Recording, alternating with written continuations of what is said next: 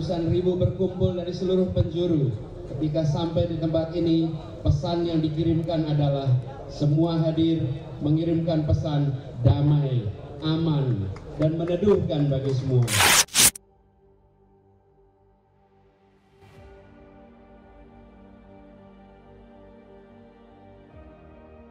Ada reuni aksi 212, tapi Anies Baswedan nggak diundang.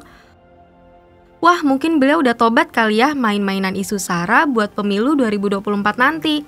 Tuh, buktinya beliau nggak mau lagi gabung sama geng alumni 212 yang lagi bikin reunian tanggal 2 Desember lalu di Masjid Keluarga Cendana. Maksudnya Masjid Atin. Siapa bilang Anies nggak mau datang? Kita sama-sama tahu lah kalau Anies Baswedan lagi cari suara dengan main ke Banda Aceh. Karenanya dia nggak perlu hadir di Masjid Atin di Taman Mini, Jakarta Timur. Sementara Muhammad Rizik Syihab sudah nongol di Masjid Atin sejak dini hari dan jadi aktor utama di acara ini.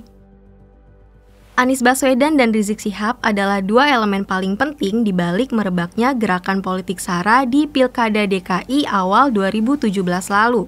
Dengan menunggang gerakan intoleran itu, Anies bisa menang dalam Pilkada dan menjadi gubernur DKI.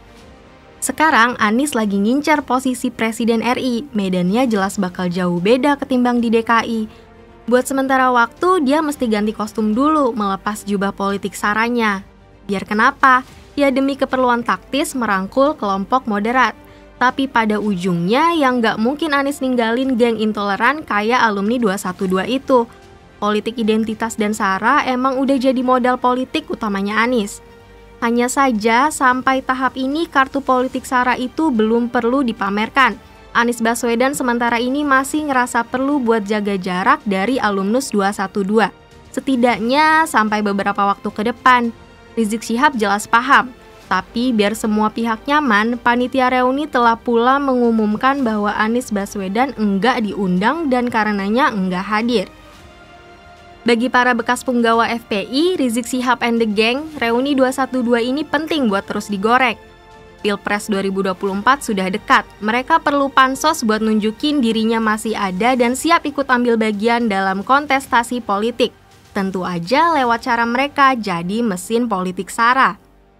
Pesan yang mereka sampein lewat aksi reuni 212 di Masjid Atin itu mudah dibaca.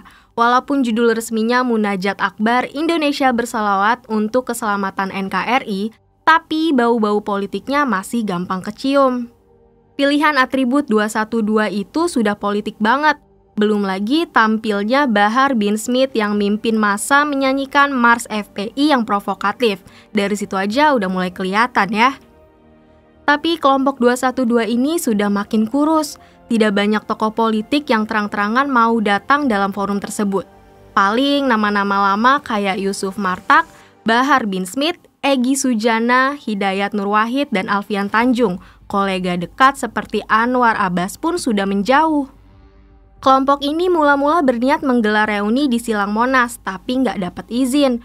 Pilihan reunian di Masjid Istiqlal pun juga ditolak. Yang mau terima cuma masjidnya keluarga Cendana, yakni Masjid Atin. Format acaranya pun dirancang sebagai munajat. Dengan format itulah Rizik Syihab bisa hadir tanpa ngelanggar risiko pembebasan bersyarat atas dirinya. Di Masjid Atin, Rizik Syihab memberikan sambutannya. Kali ini Rizik menjaga omongannya. Dia bilang pengurus Masjid Atin Taman Mini menerima reuni 212 dengan tangan terbuka. Ya itu sih nggak heran, Masjid Atin emang dibangun oleh keluarga Cendana, sebutan untuk keluarga besar Presiden Soeharto. Bukan rahasia lagi, keluarga Cendana ini adalah pendukung aksi 212 tahun 2016. Keluarga Cendana juga punya hubungan dekat dengan kelompok yang menamakan diri alumni 212. Dalam reuni 212 itu, keluarga Cendana tak terlihat hadir di Masjid Atin. Tapi tentu sulit untuk mengatakan keluarga Cendana hanya meminjamkan masjidnya. Secara politik, itu bisa disebut sebagai kolaborasi.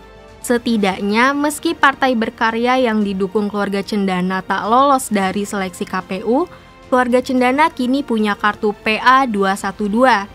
Cepat atau lambat, kartu itu akan laku di tengah suasana pemilu 2024. Skenarionya, kelompok ini bakal ikut ngebonceng di kubu Anies Baswedan dalam kancah pemilu 2024 nanti. Artinya, Gaya-gaya politik Sara masih bakal dipakai di tengah pesta demokrasi kita nanti. Capek deh.